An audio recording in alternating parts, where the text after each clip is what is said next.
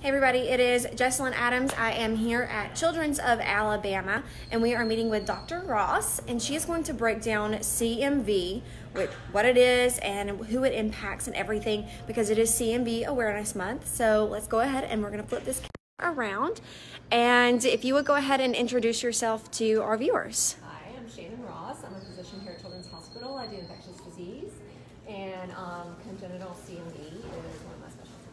So what is CMV? So CMV is a virus. CMV stands for cytomegalovirus. It's a very common virus, and this is a virus that most people will get at some point in their lives.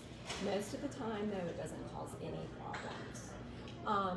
When we get concerned is if a woman who is pregnant gets exposed and acquires the virus, there's the possibility that she can pass that virus onto their fetus in the womb, and that can sometimes cause problems for the child. What are the problems that, what do you see the symptoms? Right, so most babies who have CMV at birth, meaning they acquired it in the womb, they're born with it, most of the time they're perfectly healthy, and we don't know that they have it unless we test it. In some children, though, it can cause them to be pretty sick.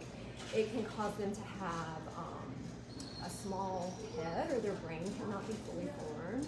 It can cause them to have a rash, we call it petechiae. It can cause some liver inflammation, and sometimes it can actually also affect the back of the eye.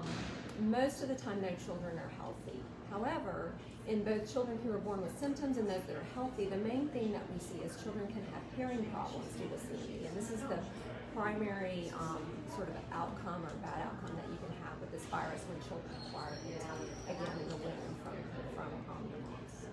So the hearing is the main issue that we see here. Okay, how do you contract CMV? How would a new mom contract it? Virus, right. So most of the time, a mom will acquire it from a young child. So as I mentioned, most of the time when people get CMV, it doesn't cause any problems, and it's usually not even symptomatic. So if a healthy child, a toddler, or an adult acquires CMV, we don't even usually know that they have it. But they can shed the virus. The virus can be excreted, and it can usually is excreted in the saliva or in the urine. And this is typically where moms are exposed to the virus during pregnancy. Moms who have a young toddler or a young child at home, if they happen to have CMV and are shedding it, they can pick it up from the saliva or the urine from their child. And so the children that are born with the symptoms, I know you mentioned that most of the time they're typically healthy, but in the cases where they're not particularly healthy, what are the treatment options? What's available? Right, so most children who have, we call them symptoms, so they are born and they have some manifestation that we notice is abnormal, and we test them and they have the virus. There are some treatment options. There's limited treatment options. There is a viral medicine that we can give to these babies who are sicker from the virus. The main reason we give it is to try to prevent the hearing loss, and sometimes it's effective, it's not always, but it's an antiviral medication. And again, we only give it for the children who are really sicker. We're doing studies to see if we can give it to all children with congenital CMV, but right now it's just reserved for those children who are more symptomatic. And okay, so I know, like with children, when they experience hearing loss or their hearing is not as good as it should be, that can cause speech delays later in the future. So this is something that would impact them at birth, but would have a greater impact on them later in life. Exactly, and that's one of the really sort of reasons why we want to make people aware of CMV is because one of the sort of interesting things is children who are born with the virus but look perfectly healthy can develop hearing loss. Usually only about 10% of those children will, but that hearing loss can actually develop later after birth. It can develop at 6 months of age, a year of age. And as you mentioned, those are important periods of time when children are trying to develop their language skills, and so this can impact that. So it's actually one of the second most cause of hearing loss in children. So it's important to kind of be able to identify the virus early so we can monitor those children and give them the sort of interventions they need if they do develop hearing problems.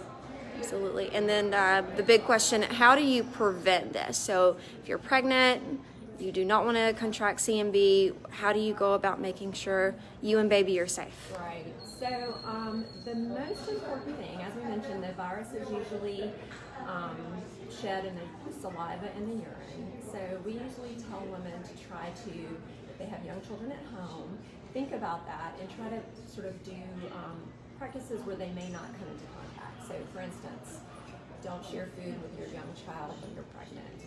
Don't put the pacifier in your mouth to clean it off. Rinse it off in the sink instead, because if that child has CMV and they're shedding it, there's a lot of virus on that pacifier. Don't share popsicles, utensils. We sometimes even say, if you can, don't kiss your toddler directly on the mouth. Do it on the cheek, on the forehead. And then obviously wash your hands frequently, particularly after you change diapers, bathroom, things like that. So, those are easy things. We do other things when counsel women about other things during pregnancy. Don't change the litter box, don't eat certain foods. This would be just a number of other things that, could potentially protect the mom from litter box. All right. Is there anything else that you would like to mention or add? I think, just making women aware, ask questions, go to your provider, if you're pregnant, your OB provider, your pediatrician, and definitely ask questions. That's the most important thing, is just women know about it or aware about it. Feel free to ask your physician about this and they can get more information. All right. Well, thank you so much. Perfect. And thank you guys so much for tuning in. If you have any more questions, you can post those in the comment sections. We'll be sure to get an article up on cbs42.com later today answering some of your questions and condensing this interview down into the highlight parts and what you need to know.